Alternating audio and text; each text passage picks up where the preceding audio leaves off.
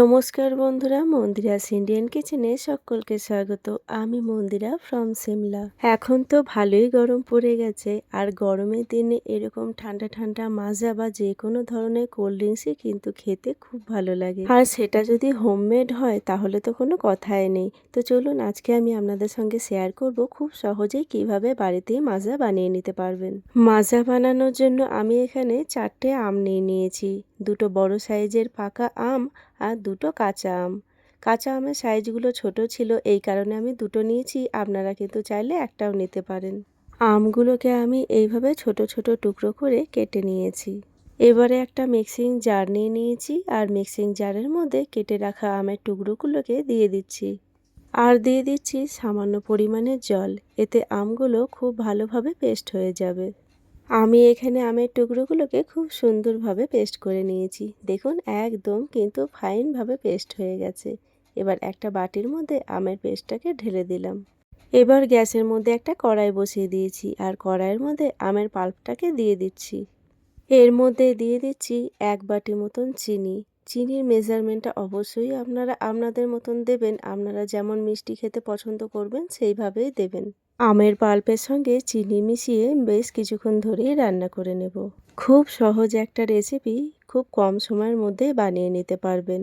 এখন তো বাজারে কাঁচা আম পাকা আম দুটোই অ্যাভেলেবেল আছে, তাই সবসময় বাইরে থেকে এরকম ধরনের জুস কিনে না দিয়ে বাড়িতেই খুব সহজে বানিয়ে নিন। আর বাচ্চাদেরকে দিন, এতে বাচ্চাদের স্বাস্থ্যেরও কোনো ক্ষতি হবে না, আর বাচ্চারাও খুব খুশি হবে। আমি সবসময় চেষ্টা করি আপনাদের সঙ্গে খুব সহজ আর ইউনিক রেসিপি শেয়ার করার।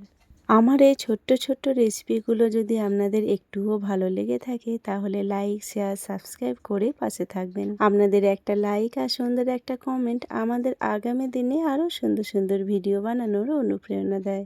এই পর্যায়ে আপনারা চাইলে 1 চামচ পাতিলেবুর রস এর মধ্যে দিয়ে দিতে পারেন, তবে না দিলেও কিন্তু কোনো অসুবিধে নেই। আমের পাল্পের সঙ্গে চিনিটা দিয়ে বেশ কিছুক্ষণ ধরে আমি এখানে রান্না করে নিয়েছি।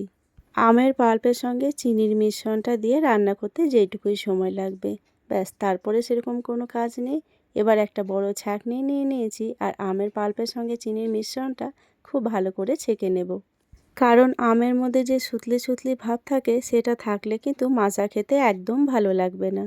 তাই ছেঁকে নেওয়াটা অবশ্যই প্রয়োজন। আমি এখানে খুব ভালো করে ছেঁকে নিয়েছি। এরপরে ওই একই কড়াই নিয়ে নিয়েছি, কড়াইটাকে ভালো করে ধুয়ে নিয়েছিলাম। এরপরে দিয়ে দিচ্ছি আমের পাল্পটা। তবে আর গ্যাস জ্বালানোর কিন্তু কোনো প্রয়োজন নেই। কড়াইটা নিলাম আমার সুবিধের জন্য, আপনারা কিন্তু যে কোনো পাত্রের মধ্যে করতে পারেন। আর এর মধ্যে দিয়ে দিচ্ছি পরিমাণ মতন জল।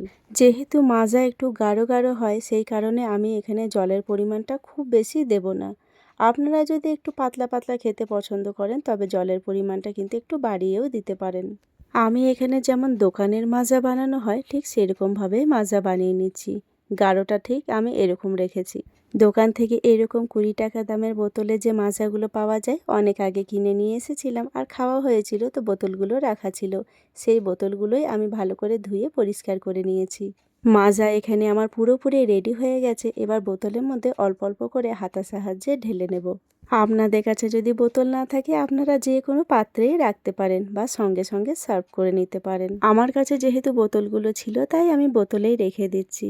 দেখে যেন মনে হবে দোকান থেকেই কিনে নিয়ে এসেছি।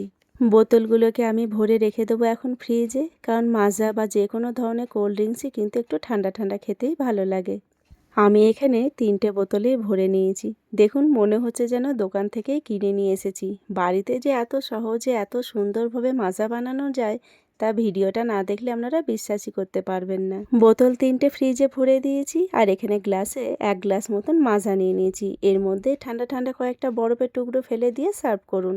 এই গরমে নিজের হাতে বানানো হোমমেড ঠান্ডা ঠান্ডা মাজা। ভিডিওটাও তাহলে এখানেই শেষ করলাম। আমার আজকের ভিডিও আপনাদের কেমন লাগলো অবশ্যই কমেন্ট করে জানাবেন। ভালো লাগলে লাইক শেয়ার সাবস্ক্রাইব করে দেবেন।